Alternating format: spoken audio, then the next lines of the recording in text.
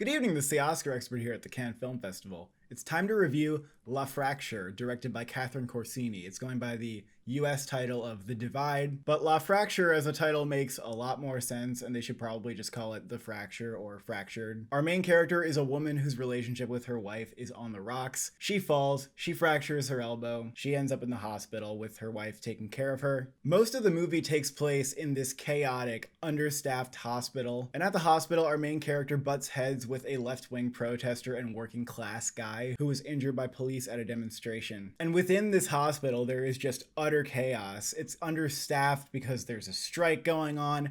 Outside the hospital, these demonstrations and clashes with the police are still occurring. There are various medical emergencies. Our main character is drugged up and looped out. She's screaming, the guy is screaming. It's an insanely chaotic movie. Multiple problems occurring at once, lots of shouting, overlapping dialogue, and no one knows how to deal with any of it. It's also maybe the funniest movie I've seen at the whole festival, mostly thanks to the main actress Valeria Bruni Tedeschi.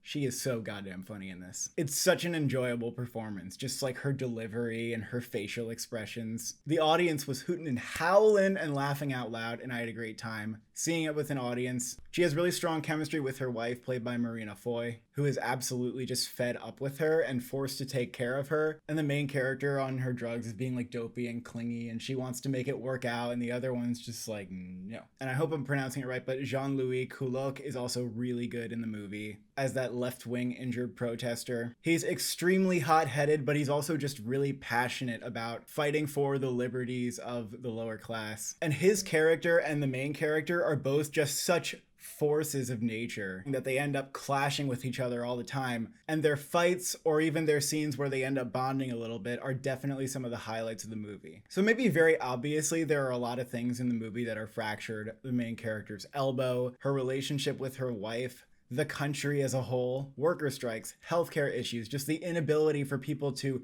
get along with each other. All these things in the movie were kind of specific to France, which is where the film takes place, but it was pretty easy for me as someone from the US to be able to match the types of conflicts that were explored in this movie to ones that are going on in my country and probably in lots of countries around the world. And as I said, the movie's really funny for like quite a good bit of time, but then the end is very serious and anxiety inducing. In that way, the movie reminded me kind of Do the Right Thing, where it just paints this microcosm of social unrest that feels so authentic and real to the tensions that we're all experiencing in 2021. And like Do the Right Thing, it's more about painting a portrait that is accurate rather than one that's trying to get you to feel either optimistic or pessimistic about the state of the world. It just feels real. I mean, the whole thing takes place at a hospital.